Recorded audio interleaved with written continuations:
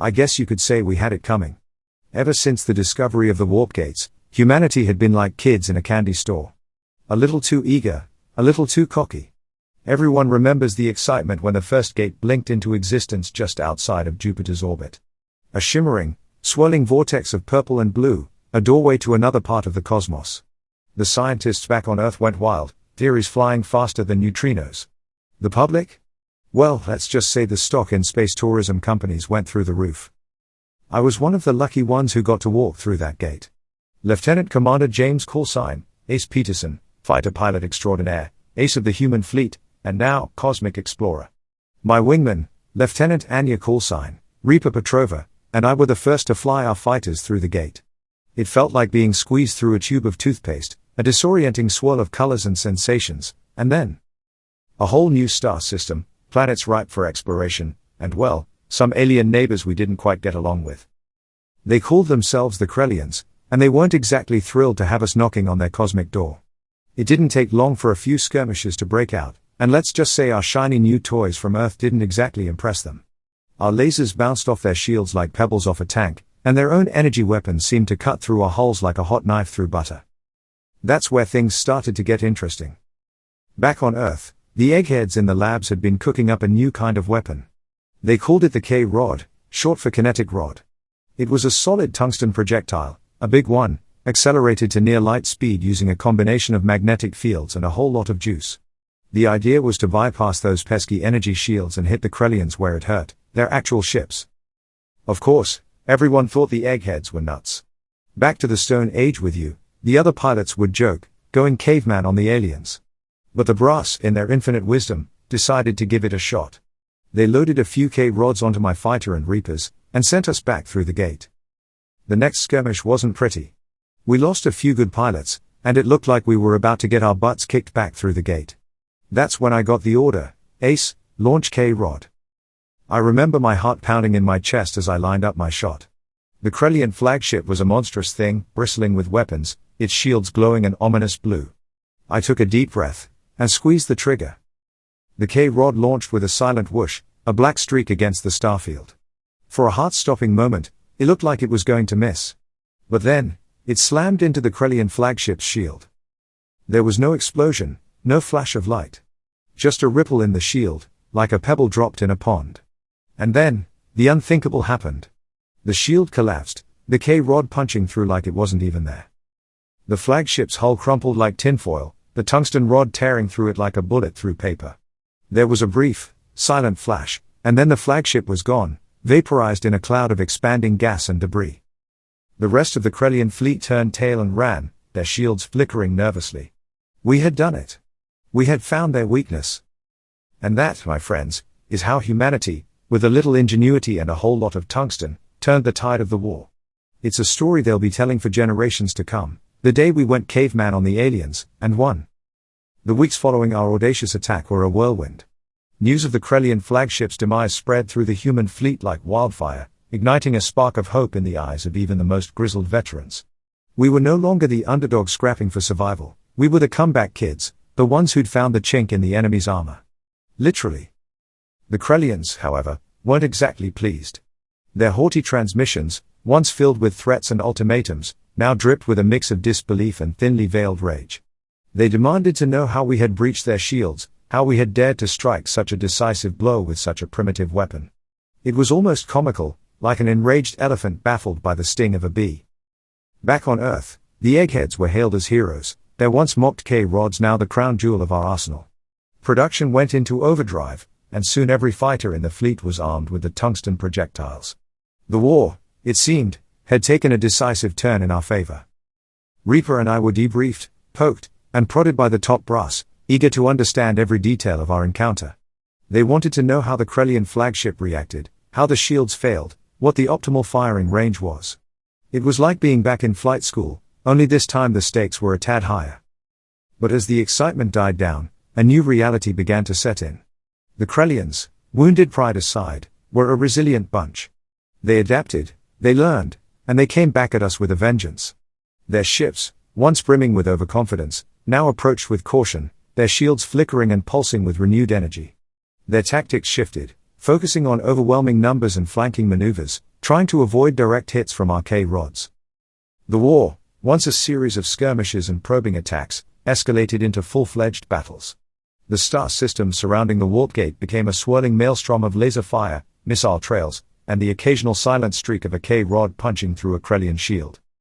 Reaper and I became the tip of the sphere, our fighters modified to carry a larger payload of K-rods.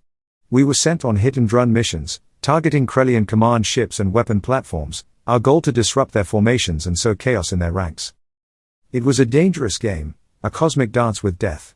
The Krellians, now wise to our tactics, set traps, ambushes, and decoys, their rage fueled by each successful hit we landed. But we were good, damn good. Reaper's reflexes were lightning fast, her maneuvers unpredictable. She'd weave and dodge through the Krellian defenses, drawing their fire while I lined up my shots.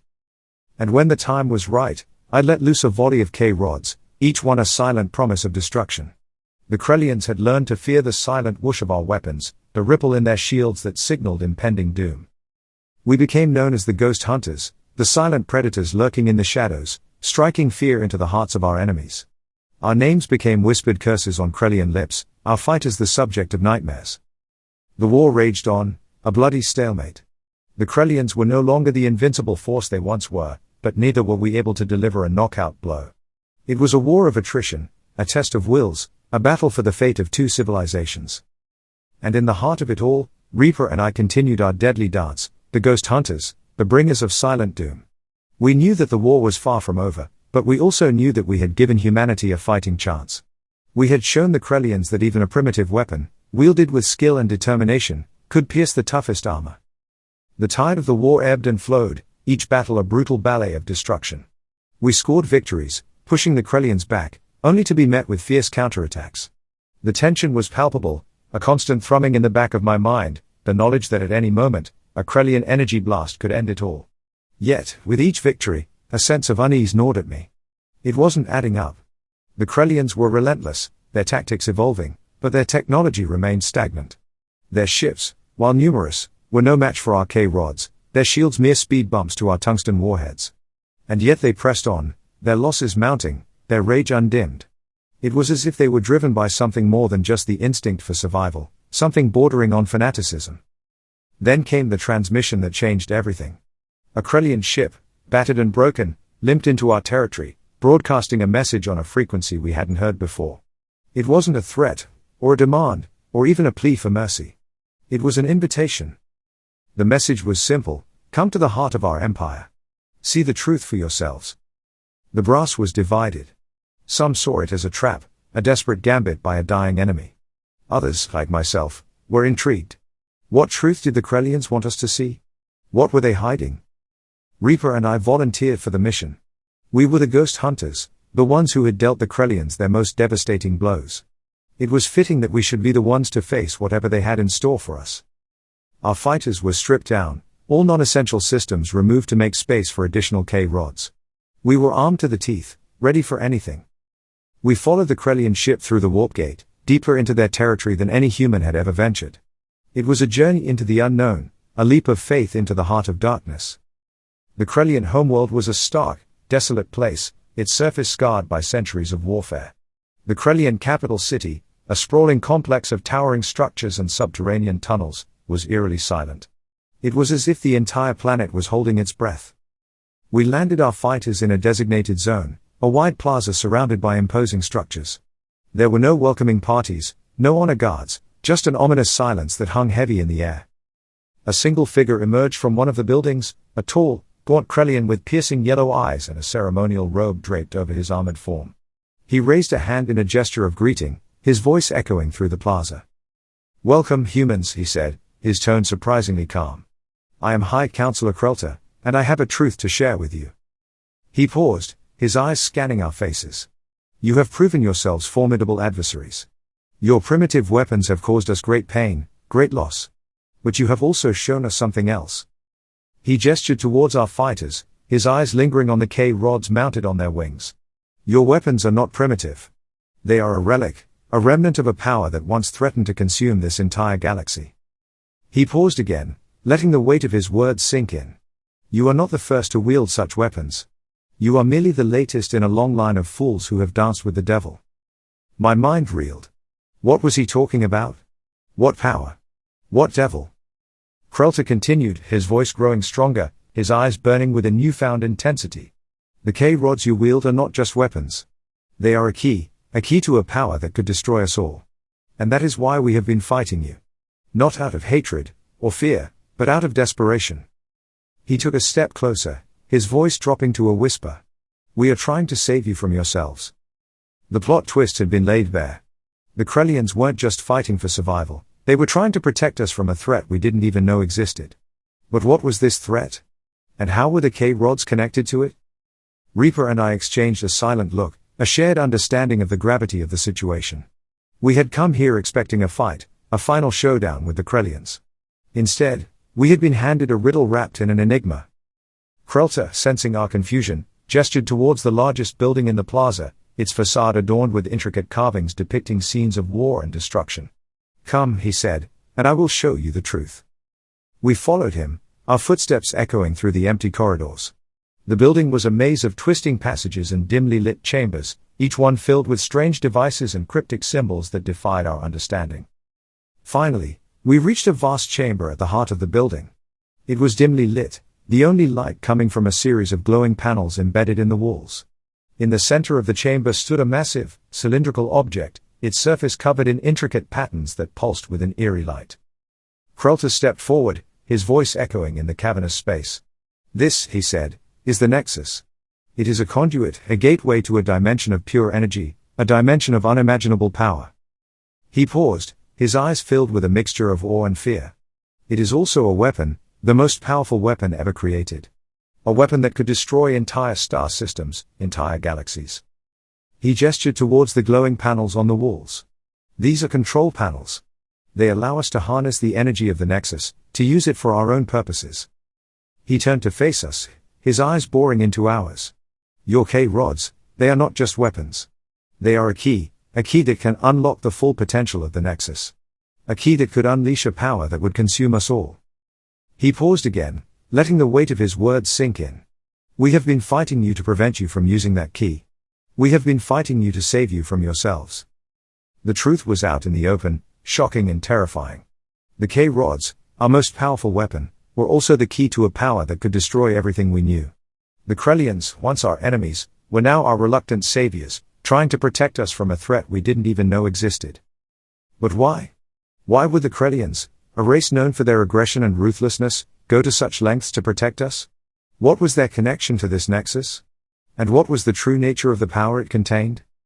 These were the questions that burned in my mind as I stood there in that dimly lit chamber, staring at the Nexus, the key to a power that could save us all, or destroy us all.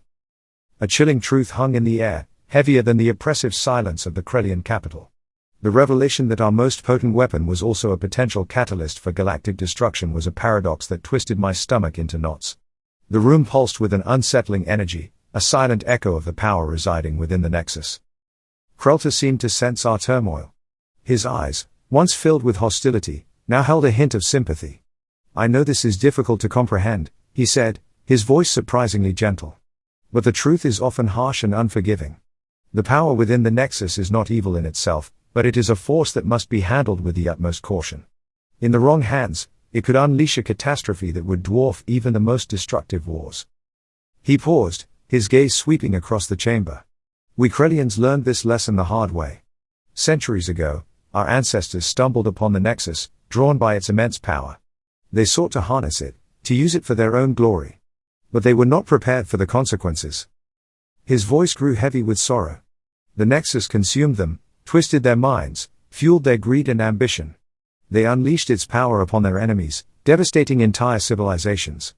But the more they used it, the more it consumed them, until they were little more than puppets, slaves to its insatiable hunger. He looked at us, his eyes filled with a plea. We cannot allow history to repeat itself. We cannot allow you to make the same mistakes our ancestors did. That is why we have been fighting you. We have been trying to protect you from a fate worse than death. His words struck a chord deep within me. I thought of the countless lives lost in this senseless war, the sacrifices made on both sides. And all because of a power we didn't understand, a power we had stumbled upon blindly. Reaper stepped forward, her voice firm and resolute. If what you say is true, then we need to work together.